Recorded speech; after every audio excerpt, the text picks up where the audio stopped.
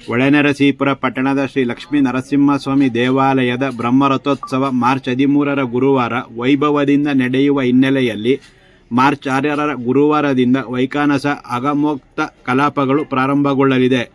ಭಕ್ತಿ, ಧರ್ಮ, ಆಧ್ಯಾತ್ಮ, ವೈರಾಗ್ಯಗಳ ತಪೋನಿಧಿಯಾಗಿ ಪುಣ್ಯ ಪುರುಷರೇನಕರ ಜನ್ಮಸ್ಥಾನ ಹಾಗೂ ತತ್ವ ಪ್ರತಿಪಾದನಾ ಕ್ಷೇತ್ರವಾಗಿ ವಸಿಷ್ಠ ಮಹರ್ಷಿಗೆ ಲಕ್ಷ್ಮೀ ನರಸಿಂಹಸ್ವಾಮಿ ಪ್ರತ್ಯಕ್ಷವಾದ ಸ್ಥಳವೆಂದು ಖ್ಯಾತಿ ಪಡೆದಿದೆ. ಜೊತೆಗೆ ಕೆಲ ಗ್ರಂಥಗಳಲ್ಲಿ ಉಲ್ಲೇಖಿಸಿರುವಂತೆ 1199ರಲ್ಲಿ ಹೊಯ್ಸಳರ ದೊರೆ ನಿರ್ಮಿಸಿದರೆಂದು ತಿಳಿಸಲಾಗಿದೆ.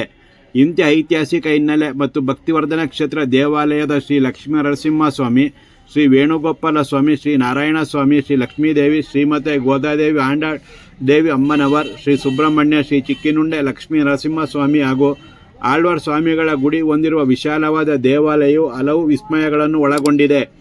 ಬ್ರಹ್ಮ ರಥೋತ್ಸವ ದಿನದಂದು ಸಂತಾನ ಪ್ರಾಪ್ತಿಗಾಗಿ ರಥೋತ್ಸವಕ್ಕೂ ಮುನ್ನ ರಥಪಿಂಡವೆಂಬ ಪ್ರಸಾದವನ್ನು ನೀಡುವ ಪದ್ಧತಿಯನ್ನು ಪೂರ್ವಿಕರು ರೂಢಿಸಿಕೊಂಡ ಆಚರಣೆಯನ್ನು ಇಂದಿಗೂ ಪಾಲನೆ ಮಾಡಲಾಗುತ್ತಿದೆ. ಜೊತೆಗೆ ಸಂತಾನ ಪಡೆದ ಸುಮಂಗಲಿಯರು ಪೂಜಾ ಮಹೋತ್ಸವದಲ್ಲಿ ಭಾಗಿಯಾಗುತ್ತಾರೆ ಮತ್ತು ಮಾರ್ಚ್ 11ರ ತನಕ ರಥಪಿಂಡ ಪ್ರಸಾದಕ್ಕಾಗಿ ಹೆಸರುಗಳನ್ನು ನೋಂದಣಿ ಮಾಡಿಕೊಳ್ಳಲಾಗುತ್ತದೆ.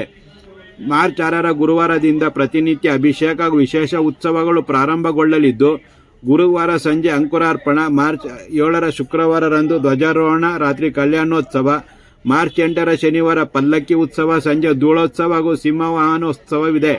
ಮಾರ್ಚ್ 9ರ ಭಾನುವಾರ ಧೂಳೋತ್ಸವ, ಸಂಜೆ ಶೇಷ ವಾಹನೋತ್ಸವ, ಮಾರ್ಚ್ 10ರ ಸೋಮವಾರ ಸಂಜೆ ಪುಷ್ಪ ಮಂಟಪೋತ್ಸವ, ಸಂಜೆ ಪರಿಪಾಲನೋತ್ಸವ, ರಾತ್ರಿ 11 ಗಂಟೆಯಿಂದ ಕಡುವಿನಕೋಟೆ ಗ್ರಾಮಸ್ಥರ ವೈಭವದ ದೊಡ್ಡ ಗರುಡೋತ್ಸವ ಹಾಗೂ 12ರ ಬುಧವಾರ ರಾತ್ರಿ ಗಜೇಂದ್ರ ಮೋಕ್ಷ ಪೂಜಾ ಮಹೋತ್ಸವ ನಡೆಯಲಿದೆ.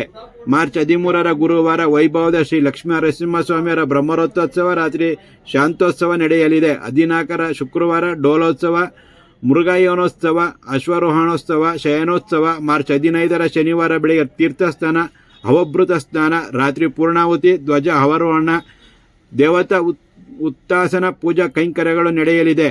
ಮಾರ್ಚ್ 11ರ ಶುಕ್ರವಾರದ ತನಕ ಏಪ್ರಿಲ್ 11ರ ಶುಕ್ರವಾರದ ತನಕ ಬ್ರಹ್ಮರಥೋತ್ಸವ ಪ್ರಯುಕ್ತ ಪ್ರತಿನಿತ್ಯ ಪಂಚಾಮೃತ ಅಭಿಷೇಕ ಹಾಗೂ ವಿಶೇಷ ಉತ್ಸವಗಳು ನಡೆಯಲಿದೆ ಎಂದು ದೇವಾಲಯದ ಆಡಳಿತ ಮಂಡಳಿ ಪ್ರಕಟಣೆಯಲ್ಲಿ ತಿಳಿಸಿದೆ.